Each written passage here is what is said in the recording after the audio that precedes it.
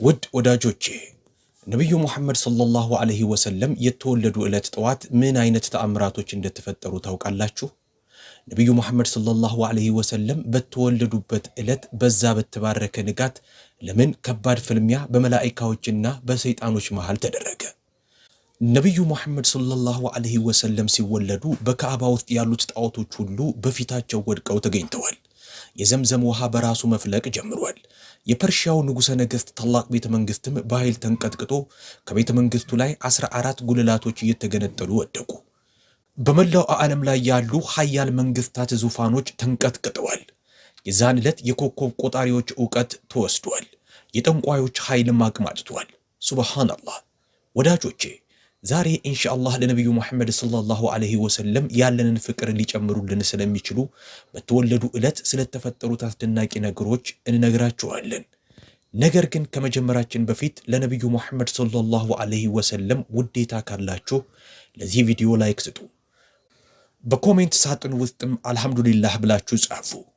አሁን እንጀምር።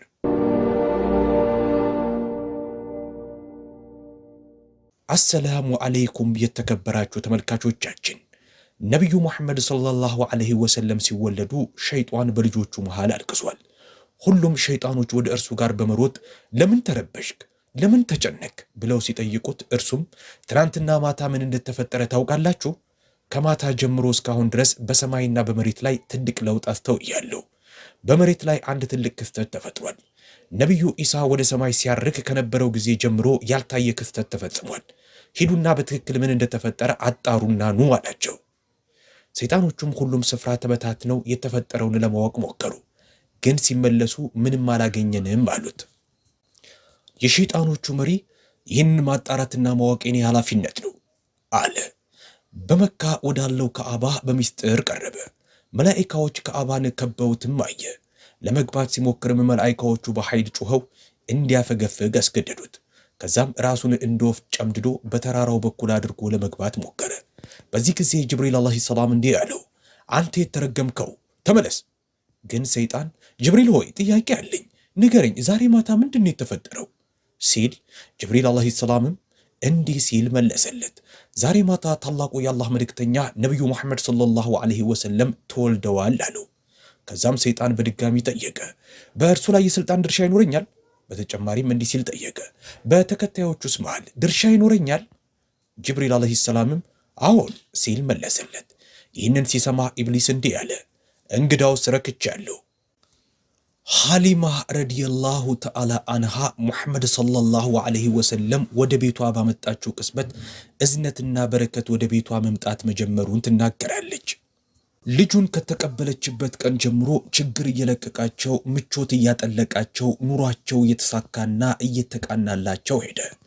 ወደ መካ ሲሄዱ እየደከመች ከኋላ ትቀር የነበረችው አህያዋ ልጁን ይዘው ሲመለሱ ጉልበተኛ ሆና ሌሎቹን እየቀደመቻቸው ትሮጥ ጀመረ። አገራቸው እንደደረሱም ዝናብ ለገሰላቸውና በጣም ጥጋብ ሆነ። ደርቃ የነበረችው ግመላቸውና ፍየሎቻቸው ወተታቸው ተንቧቧ። ምቾትና ደስታ ባገሩ ላይ ሰፈነ።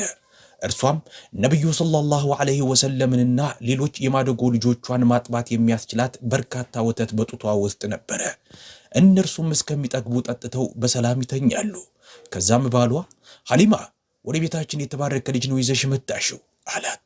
እሷም አሁን እኔም እንዳንተ ሆኖ የሚሰማኝ ይህ ልጅ በእርግጥም በበረከት የተሞላ ነው አለችው። በፊት ደርቀው የነበሩት ፍየሎች በወተት መሞላታቸውን የተመለከቱት የጎሳው ነዋሪዎች እረኞቻቸውን የሐሊማ ፍየሎች የሚግጡበት ቦታ ፍየሎቻቸውን እንዲያግጡ መመሪያ ሰጡ። ሐቁ ግን ያለው ከመሬቱ ወይም ከግጦሹ መሬት ጥራት አይደለም። የማይታየው የአላህ እርዳታና የነብዩ በረካ ነበረ ይህንን ድንቅ ነገር ያደረገው። የዚህ አይነቱን በረከት እነርሱ ሊያገኙት አልቻሉም። በዚህም የበረካውን አስደናቂ ነገር ዘወትር ይመለከቱ ጀመረ። የተከበረችው እናታችን ሐሊማ ረዲየላሁ ተዓላ አንሃ ሕፃኑን ሙሐመድን ሰለላሁ ዐለይሂ ወሰለም ሳትሸፍን ትታው እንደማታውቅም ትናገራለች። ያለ ልብስ በሚቀር ጊዜ ሁሉ ጮክ ብሎ ያለቅስ ነበረ። በድጋሚ ሰውነቱ እስኪሸፈን ድረስም ማልቀሱን አያቆምም ትላለች።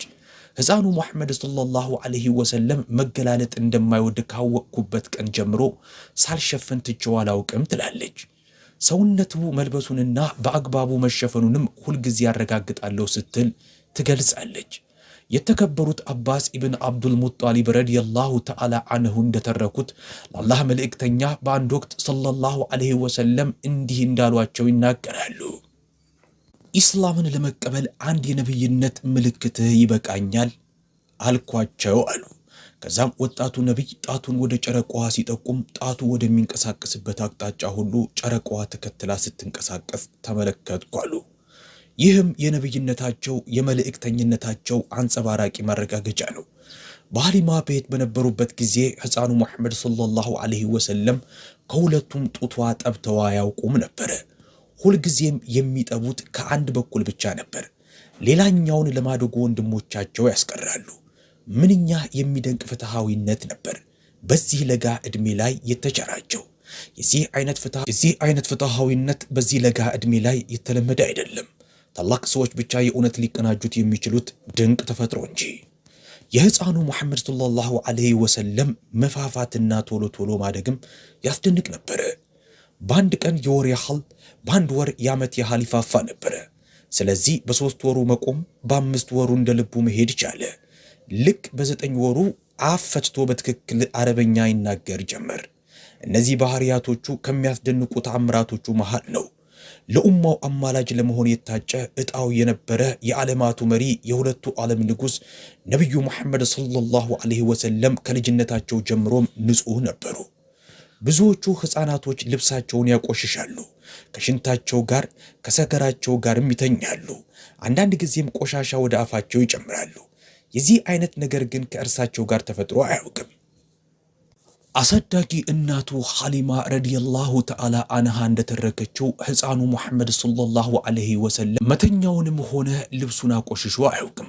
አንስታ ካቆመችው በኋላም እንደሚጸዳዳ ከዛም በኋላ ጽዱ እንደሚሆን ትናገራለች። ሐሊማ እንዲህ ትላለች፣ የአላህ ተዓላ ልዩ ፍጥረት መሆኑን እርግጠኛ ነበርኩ ትላለች። በዚህም ንጹሕ ሆኖ መቆየቱ በፍጹም እንግዳ ነገር አይሆንም፣ በሁሉም ሁኔታ ጽዱ ሆኖ መቅረቱ። የተባረከው የነቢዩ ሙሐመድ ሰለላሁ ዐለይሂ ወሰለም ሰውነት ከመለኮታዊ ብርሃን የተፈጠረ ነው። ለዛም ነው ጥላ የማያጠላው። የተራሰው ጥላ ቆሻሻና የተጣሉ ነገሮች ላይ ሊወድቅ ይችላል፣ ወይም በሰዎችና በእንስሳቶች እግር ስር ሊወድቅ ይችላል።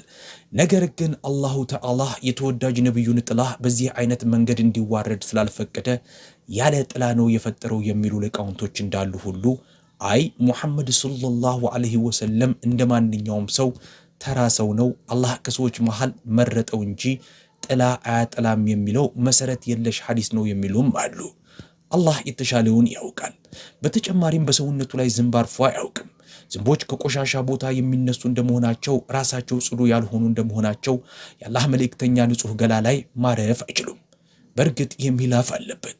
የተከበሩት መይሳራህ ረዲየላሁ ተዓላ አንሁ የተከበረችው የእናታችን ኸዲጃ አሽከር አንዴ ለነቢዩ አገልግሎት ሲሰጡ በጣም ያስደንቁትን በርካታ ተአምራቶችን ማየቱን ተናግሯል።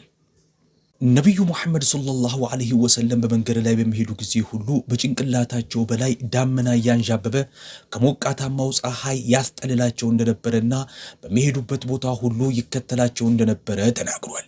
የዚህ አይነት አስደናቂ ክስተት በሰው ልጅ ላይ መታየቱ ያለምንም ጥርጥር የነቢዩ ሙሐመድ ሰለላሁ ዐለይሂ ወሰለም ታላቅ ተአምር ነው። ምንም እንኳን ጊዜያዊ ቢሆኑም እነዚህ ተአምራቶችና አስደናቂ ነገሮች ከልጅነታቸው ጀምሮም ነበሩ። የነቢዩ ሙሐመድ ሰለላሁ ዐለይሂ ወሰለም ታላቁና ዘላለማዊው ተአምር ቅዱስ ቁርአን ነው፣ እስከ ምጽአቱ ቀን ድረስ የሚዘልቀው። በተጨማሪም ሕይወታቸውን ስናጠና ሙሉ የሕይወት ጉዟቸው በተአምራቶች የተሞላ መሆኑን እንደርስበታለን። እያንዳንዱ የትግል ደረጃቸው ለነብይነታቸው ሕያው ምስክር ነው። ውድ ተመልካቾቻችን የዛሬው ቪዲዮአችን መደምደሚያ ይህ ነው። ቪዲዮን እንደወደዳችሁት ተስፋ አደርጋለሁ። ከወደዳችሁትም እባካችሁ ላይክ ማድረጋችሁን አትርሱ። ቻናላችንን ስትጎበኙ ይህ የመጀመሪያ ጊዜያችሁ ከሆነም ሌሎች ቪዲዮዎቻችንንም ነፃ ሆናችሁ ቼክ አድርጓቸው። ከወደዳችኋቸውም ሰብስክራይብ አድርጉን። የደውል ምልክቱንም መንካታችሁን አትርሱ። አዳዲስ ኮንቴንቶች ስንለቅ እንዳያመልጣችሁ። በሌላ ቪዲዮ እስከምንገናኝ በሰላም ቆዩን። ለሁላችሁም ከልብ የመነጨ ምስጋናችንን እናቀርባለን። አሰላሙ አለይኩም ወራህመቱላሂ ወበረካቱ። አላህ ሐፊዝ።